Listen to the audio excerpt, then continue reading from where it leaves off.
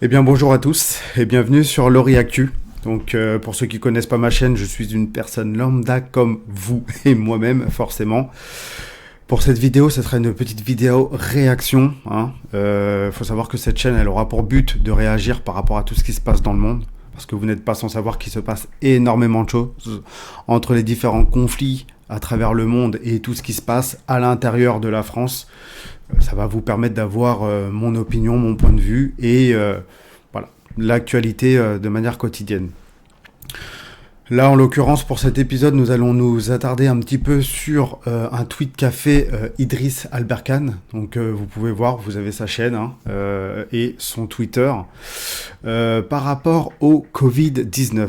Alors, pour petit rappel, le Covid-19, donc on l'a tous subi de plein fouet il y a 4 ans. C'est un épisode catastrophique puisqu'il a eu des répercussions à la fois sur nos vies, d'un point de vue social et bien d'autres aspects. Et qui a tendance à être très, on va dire, passé aux oubliettes par rapport aux différentes choses que nous vivons en ce moment dans le monde. Néanmoins, on va y revenir dessus un petit peu parce que à cette époque-là, moi-même, j'en ai fait les frais puisque je n'ai pas été vacciné. Et il est hors de question, même à l'avenir, que je me vaccine pour en tout cas des conneries de ce type. Et ça m'a valu des critiques au sein de ma propre famille. Forcément, il y avait des débats et beaucoup n'étaient pas d'accord que je protège pas un tel, et que je ne pense qu'à moi-même, entre guillemets. Il y a pour d'autres personnes des répercussions plus graves qui ont été d'aspect pécuniaire, qui ont eu des grosses amendes, qui ont perdu leur travail, et j'en passe. Sauf qu'à l'heure d'aujourd'hui, il faut aussi comprendre que toutes les personnes qui étaient contre le vaccin étaient considérées comme des pestiférés de la société, étaient complotistes, et j'en passe. Le complotisme, au final, aujourd'hui, c'est un petit peu comme le terrorisme ou l'antisémitisme. C'est le truc, voilà, on te le balance à la gueule, c'est terminé, tu es disqualifié, on ne veut plus t'entendre. Même quand tu t'appelles Monsieur Didier Raoult, qui a formé la plupart des grands médecins de France. Et donc par rapport à ce tweet, c'est pour ça que je vais réagir un tout petit peu par rapport à celui-ci, c'est que Idriss Alberkan revient sur ce triste événement. Et il s'avère que un ancien directeur de la CNN, donc pas n'importe qui, a réalisé un film. Alors, qui décrypte, comme ils le disent, mais j'aime plutôt parler de déchiffrement, étant donné que j'ai bossé dans la cybersécurité, le décryptage, ce n'est pas un mot vraiment français, et donc qui explique comment est-ce qu'ils ont empêché, je dis bien empêché, d'utiliser l'hydroxychloroquine pour le Covid-19. Bizarre, ça vous dit rien, ça, ce mot? L'hydroxychloroquine. C'était ce que préconisait Didier Raoult. Et pour ça, il a presque été enfermé derrière les barreaux.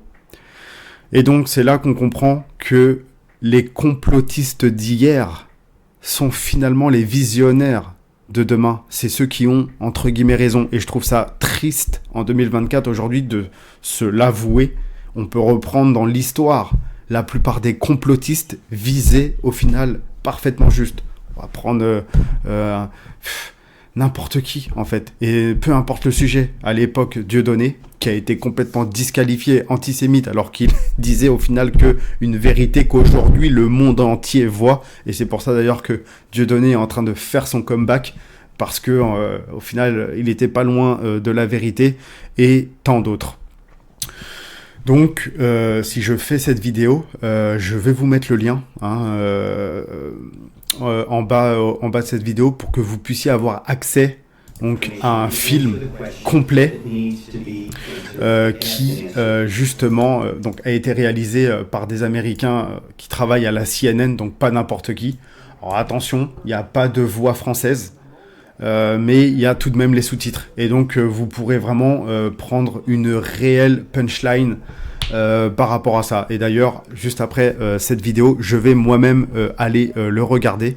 Mais c'était important pour moi de réagir à chaud par rapport à ça, parce que on a tendance à l'oublier. Alors il est vrai qu'il y a des gros conflits qui sont très importants, comme le conflit russo-ukrainien, qui en ce moment prend une place prépondérante dans notre information.